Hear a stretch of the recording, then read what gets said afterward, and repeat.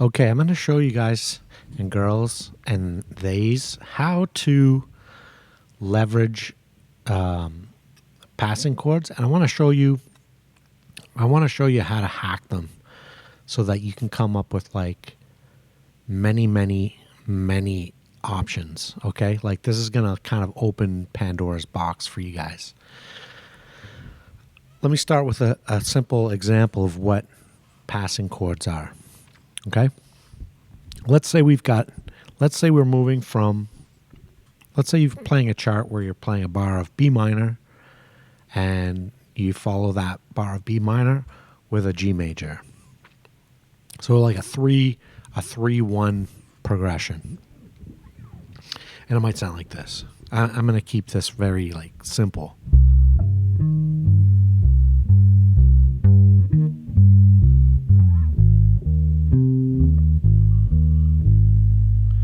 Okay?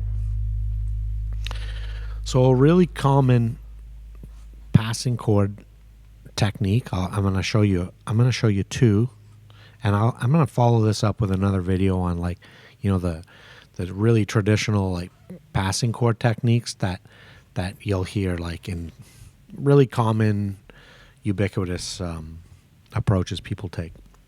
But let me show you a really simple one, and this is where we might take, let's take that bar of B and cut it in half and insert a passing chord. And what we're going to do is we're just going to take the chord in between those.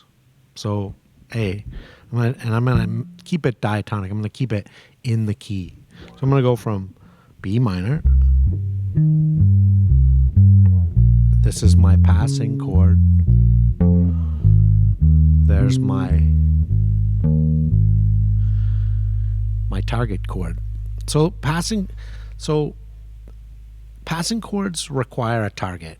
That's the most important thing. It's not even so much like where things are coming from. It's more important where they're moving to. And this is not a rule. It's just a way of thinking about this is like we want to use our passing chords as a transition to like smooth out like those movements. Okay. It's like a temporary pit stop along the way that helps steer our ear towards that harmony that we're hearing. Okay. I want to show you another really important one. I'm going to use the 5.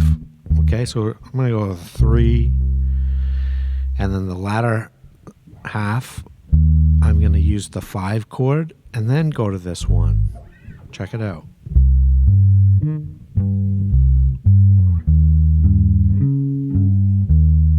going to change the voicing on that. Let's go like this.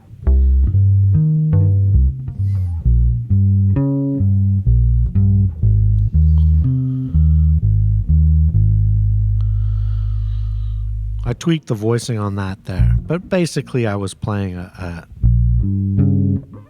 5 chord. I just wasn't playing the root. I could have played.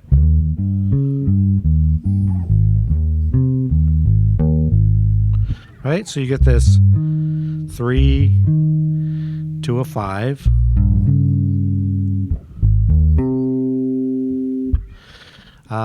And that's a really common passing chord technique. This actually gets used as like secondary dominant, and I'll get into that in a subsequent video. But you can see that it helps to sort of smooth that leap.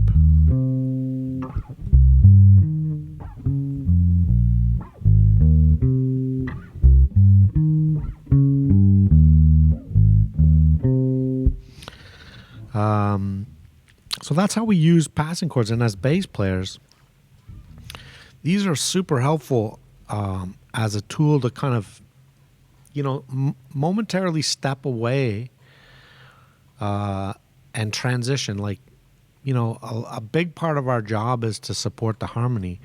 And these kinds of movements actually help like reinforce like the harmonic structure of the tune, even though we're taking certain liberties on, you know, what passing chords we may be using to like land on these. It's as if these passing chords have a way of setting up these changes, strengthening them.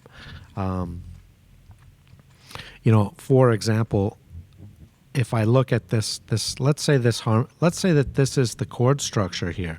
It's just the 3 to 1 to 3 to 1, and we just keep transitioning. Well, I might use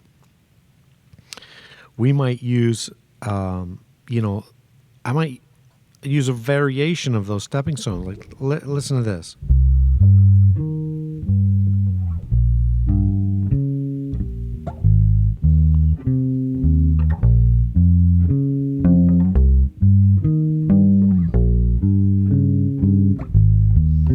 So in that case, I was using that the 5 chord to step to the 1 chord, but I was using the 2 chord to step or pass my way back to the 3 chord. So I get this. So this is useful for us as bass players to create like movement in our bass lines. So if you're still with me, it's what, 6, we're at 6 minutes. I want to show you how we can hack this. I want to hack this idea, and I want to show you an approach that I've been like working on for a few months and experimenting with to find like more chromatic and more surprising, more unconventional like passing chords. Okay, and so I want to show you some. I want to show you the approach I'm talking about, and then I'll, if time permits, I'm going to explain like sort of where it comes from. So check it out. Let's forget about this 3-1 movement, okay? We're just going to talk about, we're transitioning to the 1 chord from somewhere else, okay? So here's our chord. Let's simplify this. Let's not stretch that out. I'm stretching that out as an open chord. Let's play it like this. Okay, so I'm playing the 5th, the root, the 3rd. Instead of it has this. So that's where I'm aiming. That's my target, okay? So here's what I'm going to suggest you do. This is the algorithm. Shift any 2 of those tones in the target by a half step. Okay? So by that I mean, and any 2, so the top and the bottom, the upper voices or the lower voices. That's what I mean by voices here. There's the lower voice, there's the middle voice, there's the high voice, okay? So shift any 2 of those voices a half step in any direction. And I can tell you, because I've looked at all the permutations of this, is that there's a total of 12 different variations that I get from that. So let me show you. Let's just move the upper voices, and let's move them together by a half step. So here's where I'm going. So there I've just moved the middle voice and the upper voice a half step up, but I'm leaving that lower voice in place. Okay. This now becomes this construction right there basically looks like a 7 flat 5 chord without a 3, which works nicely as a resolution, right? let's take the same algorithm and shift those two upper tones back. So here's my target, right? Well, here's my target. See, I just shifted those two back a half step, left one of the tones in place. I get an augmented triad.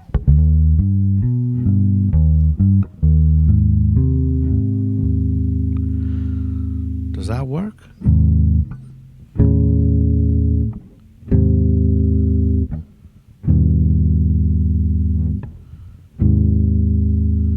I'm chording them right now. I'll try to arpeggiate them.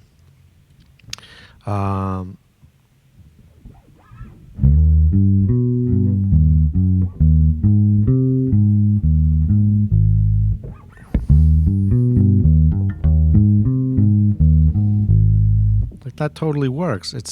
There's this interesting resolution that takes place. So you've got like this common tone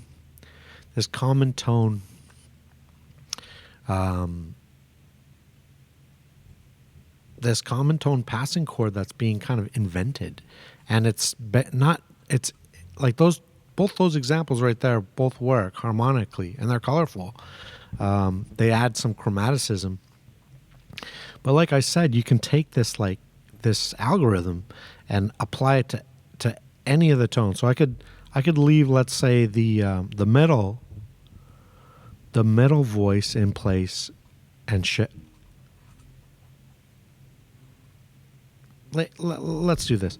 Let's keep the middle voice static, and let's move the upper and lower voices up a half step.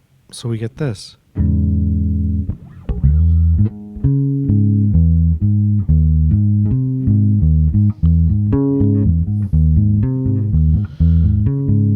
So you get a minor triad there. It's the first inversion of it.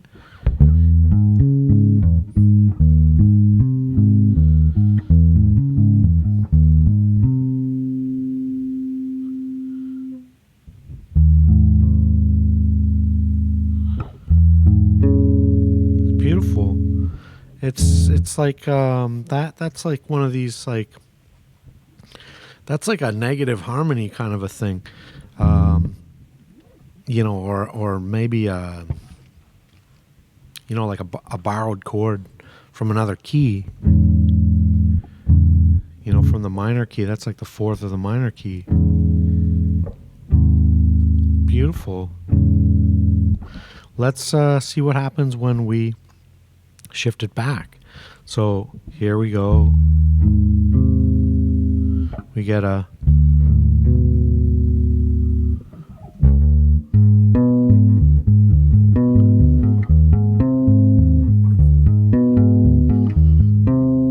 So here we get a diminished. Here we get a diminished triad, which is very unstable sounding. You got that tritone.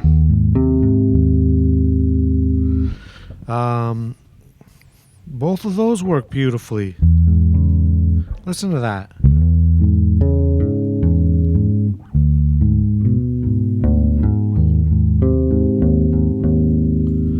See what I just did there? It's almost like a chordal enclosure. I was up, I was above. And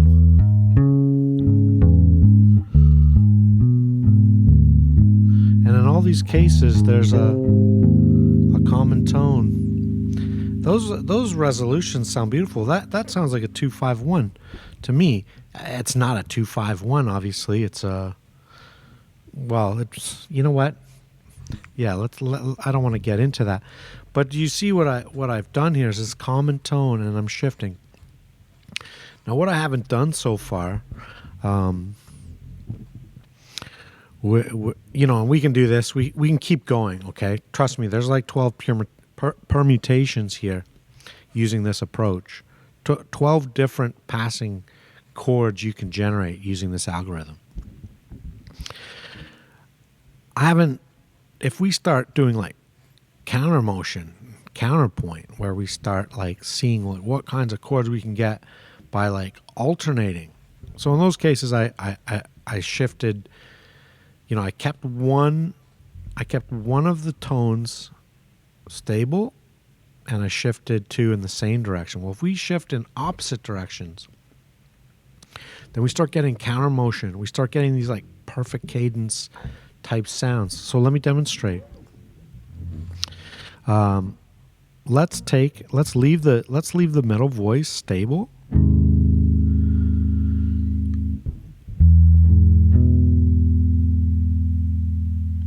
See what I just did there?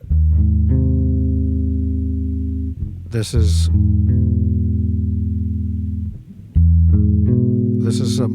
just a. It's a. Here we've got like a major flat 6 to the 1. We've got these. Look at how these voices are moving. The uppermost voice is sliding up a half step, and the bass voice is shifting down.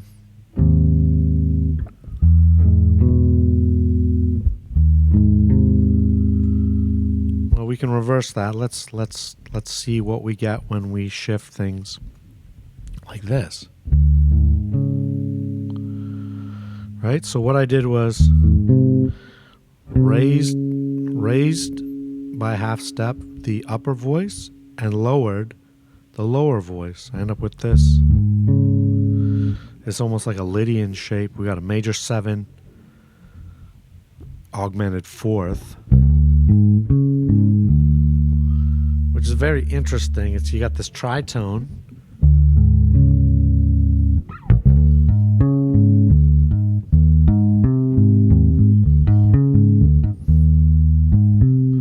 You get a nice contrary motion here.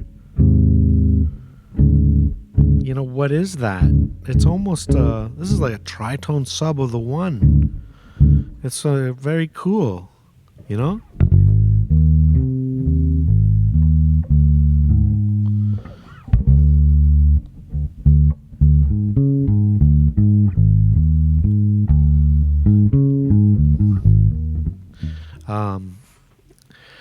So, you may not think of some of these things. You probably wouldn't come up with these kinds of like transitions just using, your typical vanilla passing chords. But, I could go through all the permutations. I don't want to bore you with that, because what's more important is understanding the algorithm that's used to do it and why it works. And so if you're still with me, let me show you like where this concept comes from. And it's borrowed from a really old idea. So if we look at a 5-1, right? This root 7, minor 7, resolving to the 1 on that G. There's that contrary motion, right? The 3rd becomes the root. The 7 becomes the 3. You've got these guide tone movements, and they're contrary. And there's a very powerful and satisfying resolution happening there. That tritone is very tense. And then we get satisfaction here. Resolution or rest, if you will. And music is all about creating these tensions, these movements. So essentially, what I've done, if you look at this, if you look at the target, if this was my target, really all that's happened here is one of my tones has stayed constant, and I shifted the upper voices by a half step in this case, right? So that's the algorithm. This is the simple algorithm. Keep one of them, and this is a 3-voice, very simple 3-voice chord. But when we start manipulating and like altering the target chord, pieces of, just 2/3 of, just moving 2/3 of the target voices by half steps, we get these very satisfying, like refreshing sounding passing chords. So let me show you how you can use some of these. And I know this is, what are we on? 20 minutes. Let me show you how you might use this. Okay, this approach. So let's say you have the algorithm. You've got it down. You've moved. You've shifted 2 of those. Okay. So in this case, let's say we've shifted the upper 2, or let's say we've shifted the lower voice and the upper voice back a half step. So there's a couple things we can do. We can actually invent an intermediate passing chord by shifting one of the 2 altered tones into position. So we slowly migrate and transform back into the target chord. So for example, let me show you 2 examples of this, because I've got 2 alterations here. I've altered the lowest voice and I've altered the highest voice by lowering it a half step each. So I could say, I could transition my way slowly towards this target by going.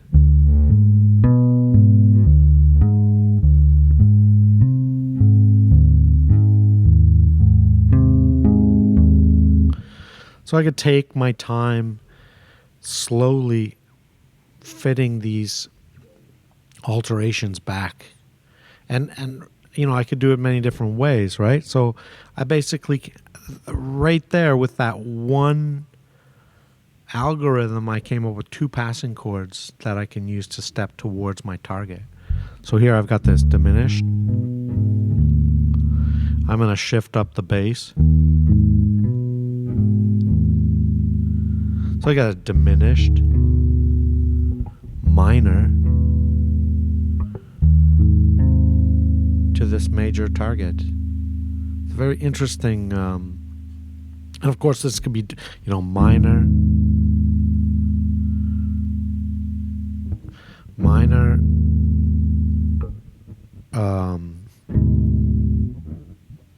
you see what's happening here. I'm just now like just kind of, instead of altering 2 of them, I'm returning one of the alterations back to the target, and I'm getting these a sequence of like common tone passing chords. In all those cases, that diminished, there's 2 alterations there: upper voice, high voice. If I shift up and return, right, I get this this sort of flat 5 thing. It's like a dominant sound. There's tension there though.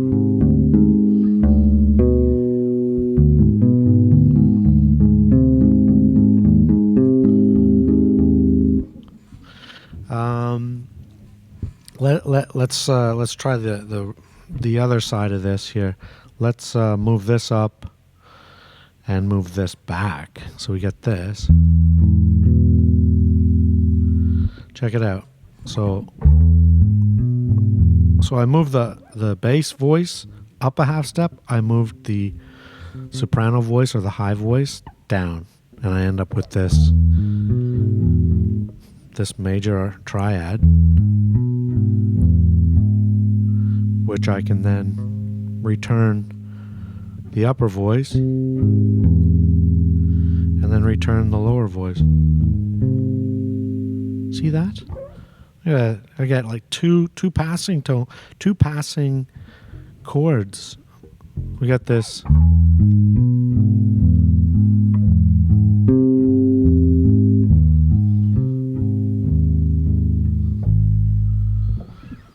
It's very interesting.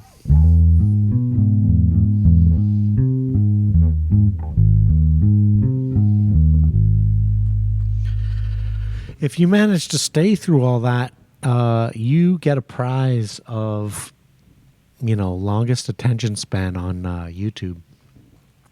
Anyways, I'm gonna do another video on, traditional passing chords, how to use them on bass. But I thought that this was like pretty exciting, and for some of you more advanced players out there, you might dig, some of the sounds you're going to get from using this hack. If you like this, do me a solid, subscribe, share.